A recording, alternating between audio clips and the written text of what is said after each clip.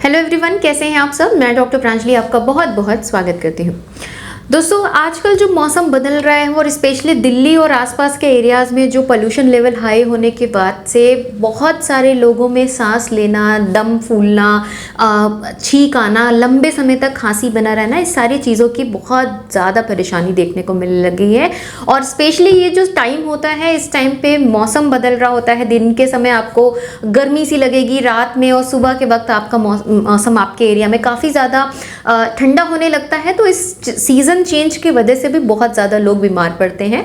तो आज मैं आपको होम्योपैथी की एक बहुत ही अच्छी दवा के बारे में बताऊंगी जो आपके इस एलर्जिक कंडीशन जो डेवलप हो रही है, डस्ट पोल्यूशन, इन सब के वजह से जो खांसी आना या सांस फूलना जैसी परेशानी हो रही है, या लंबे समय से खांसी का बना रहना और वो ठीक ना होना, ये सारी परेशानी अगर हो रही है तो मैं आज आपको एक बहुत ही अच्छी दवा बताऊंगी जो आपको इन सारी परेशानियों में काफ़ी हद तक स्टेबल करने में हेल्प करेगा। साथ ही कुछ प्रिकॉशन बताऊंगी, अगर आप इसको ध्यान में रखते हैं तो इस even high air pollution condition में भी आप अपने आप को बहुत हेल्दी और सेफ और मेंटेन रख पाएंगे। तो ये वीडियो दोस्तों आपके लिए बहुत ज़्यादा इन्फॉर्मेटिव है, आप इसको अंत तक जरूर देखिए और मेरे साथ बने रहें दोस्तों। तो चलिए शुरू करते हैं। दोस्तों, जो ये पर्टिकुलर मौसम होता है, जो अक्टूबर, नवंबर या दिसंबर का मिड भी मान लें, जो नॉर्थ में कंडीशन है, यहाँ पे सीज़न बहुत तेज़ी से बदलता है। बहुत ज़्यादा दिन में आपको गर्मी सी महसूस होगी, सुबह शाम ठंड होने की वजह से ये जो सीज़न चेंज होता है, ये सबसे प्रोन टाइम है लोगों में इन्फेक्शन के पहुँचने का, क्योंकि ये बैक्टीरिया या वायरस के लिए बहुत ही ज़्यादा फेवरेबल मीडियम होता है कि इसमें ये बहुत तेज़ी से ग्रो कर पाते हैं। दूसरी जो पॉसिबिलिटीज़ रहती हैं कि इस टाइम पे जो एयर इंडेक्स आपके एरिया में गड़बड़ हो रहा है और उसके वजह से जो एलर्जेंस हैं वो आपको बहुत ज़्यादा परेशान कर रहे हैं। और स्पेशली अगर आप थोड़ी सी भी एलर्जिक कंडीशन से सफ़र रहे हैं तो इस पर्टिकुलर सीज़न में आपको सबसे ज़्यादा तकलीफ फील होती है। अगर आप मेरे व्यूवर्स हैं और आप एलर्जी से सफ़र हैं तो जो मैं आपको बोल रही हूँ आप बहुत अच्छे से समझ रहे होंगे कि ये जो टाइम है, इस टाइम पे आपको बहुत ज़्यादा अपनी जो दिक्कतें होती थी, जो नॉर्मली आप पूरे साल नहीं फील करते थे, इन 2-3 महीनों में आपको सबसे ज़्यादा एग्रीवेटेड फील होती हैं। इसमें आपको सिम्टम्स कैसे आते हैं कि आपको छींक आती है, गले में बहुत ज़्यादा खराश सी महसूस होती है, बलगम बनता है या फिर सांस फूलने की दिक्कत लगने लगती है, और आपको जैसे ड्राई कफ की वजह से एक टिंगलिंग सेंसेशन होता है, बहुत लोगों को इवन वॉमिटिंग भी हो जाती है।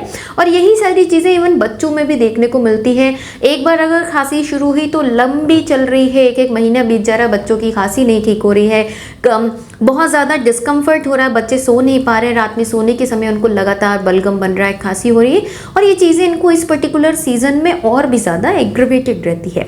अगर आप इन चीज़ों से सफ़र हैं तो ये वीडियो आप बहुत ध्यान से देखें, ताकि आप अपनी उन चीज़ों पे अगर प्रिकॉशन मेंटेन करेंगे तो आप इस मंथ्स को बहुत ईजिली निकाल भी पाएंगे, और साथ में मैं जो मेडिसिन बताऊंगी उसको लेंगे तो उससे आपको काफ़ी बेनिफिट भी मिलेगा।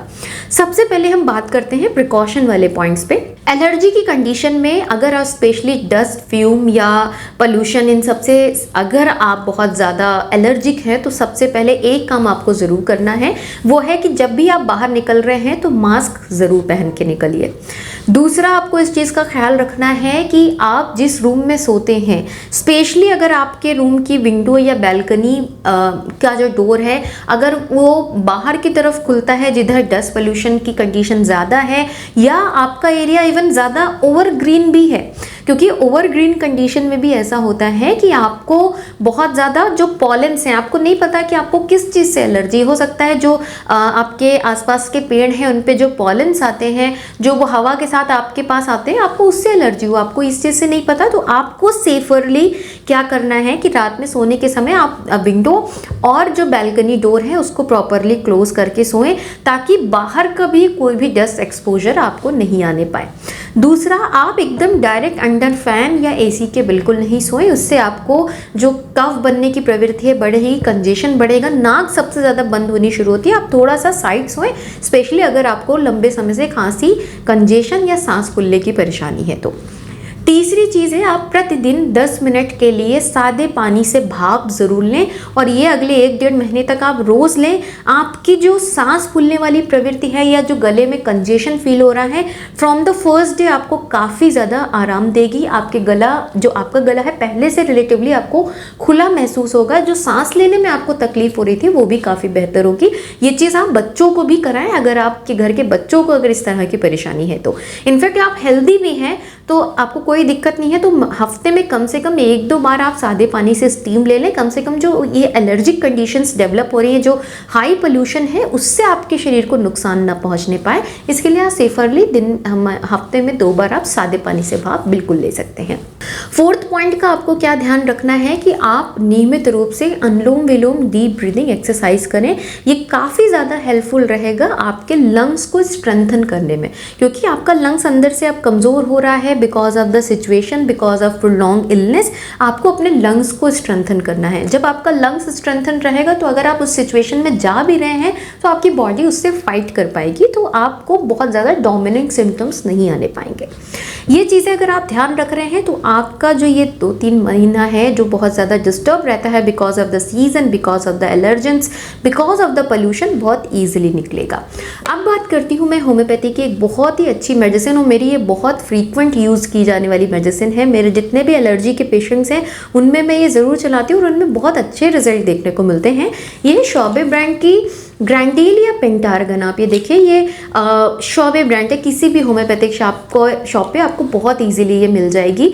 आप इसको लेकर आएँ। एक टैबलेट दिन में 3 बार आप बच्चों को देंगे, जो 10 साल से छोटे बच्चे हैं, या इवन 15 साल तक के बच्चों को भी आप एक ही टैबलेट दिन में 3 बार दें। उससे बड़े लोग जो हैं वो 2-2 टैबलेट करके दिन में 3 बार ले सकते हैं। ये आप में जो एलर्जिक ब्रोंकाइटिस वाली कंडीशन डेवलप हो रही है, मीन्स आपका जो ये श्वास नली है उसमें स्वेलिंग आना, उसकी कंस्ट्रिक्ट हो जाना because of the atmospheric condition, आपको क्रॉनिक कफ का रहना, इन सारे चीज़ों पे ये बहुत अच्छी काम करती है। इसमें जो मेडिसिन पड़ी हैं, इसमें ग्रैंडेलिया पड़ी हुई है, आप इसमें एपिकॉक पड़ी है, जस्टिशिया पड़ी है, लोबेलिया सांस पे बहुत अच्छी काम करती है, ग्रैंडेलिया सांस पे बहुत अच्छी काम करती है, एपिकॉक जिनको खांसते खांसते ऐसा लगता है बिल्कुल वॉमिटिंग सी हो जाएगी, इस पे बहुत अच्छी काम करती है, यूफेंड्रा पड़ी हुई है। ये सारी एलर्जिक कंडीशन पे बहुत अच्छी काम करने वाली दवा है। आप इसको प्रयोग करें। इसका I think cost it's just 170 rupees की टैबलेट। आराम से आप इसको लेंगे तो इसमें 20 या 30 ग्राम्स का पैकेज होता है, 20 ग्राम का पैकेज है ये। सो ये बॉक्स आपका मुझे लगता है 15-20 दिन तो आराम से जाएगा, और अगर 1 टैबलेट करके बच्चों को दे रहे हैं तो 1 मंथ तक ये दवा आराम से चली जाती है। बहुत ध्यान से आप इसको लें और जो मैंने चीज़ें बताई हैं उसको प्रिकॉशन मेंटेन करें, आपको बहुत अच्छे से इससे रिलीफ आएगा। इसके साथ साथ आप एक ज़रूर ध्यान रखें, हिस्टामिनम मिलती है, ये एंटी एलर्जिक है। हिस्टामिनम 200 पोटेंसी में आप इसको 2 बूंद रोज़ सुबह डायरेक्ट ज़बान पे लेना शुरू करें। बच्चों को 1 बूंद दें, अगर डायरेक्ट नहीं ले पाते हैं 1 चम्मच पानी में डाल के प्रयोग कराएं। जो भी एलर्जिक रिस्पॉन्सेज आपकी बॉडी दे रही है हिस्टामिनम से बहुत अच्छे से कवर हो जाती है। दैट्स एंटी एलर्जिक मेडिसिन की जो एलर्जी बन रही है आपके शरीर में उसको वो होल्ड करे, आपकी बॉडी को स्ट्रेंथ दे कि आप उससे लड़ सकें। ये दोनों दवाएं आप इस पर्टिकुलर सीजन में ज़रूर यूज़ करें, आपको काफ़ी आराम मिलेगा और आपका ये पूरा 2-3 महीने बहुत ईजी वे में और सूदिंग कंडीशन में निकल जाएगा। आशा करती हूँ ये वीडियो आपको पसंद आया होगा। वीडियो अच्छा लगा है तो प्लीज़ इसे लाइक ज़रूर करें, शेयर करें ज़्यादा से ज़्यादा लोगों तक, ताकि वो भी अपनी परेशानियों को ठीक कर सकें विदाउट एनी साइड इफेक्ट। मिलती हूँ इसी तरह के इन्फॉर्मेटिव वीडियोज़ के साथ, तब तक के लिए thank you so much. Stay safe and healthy.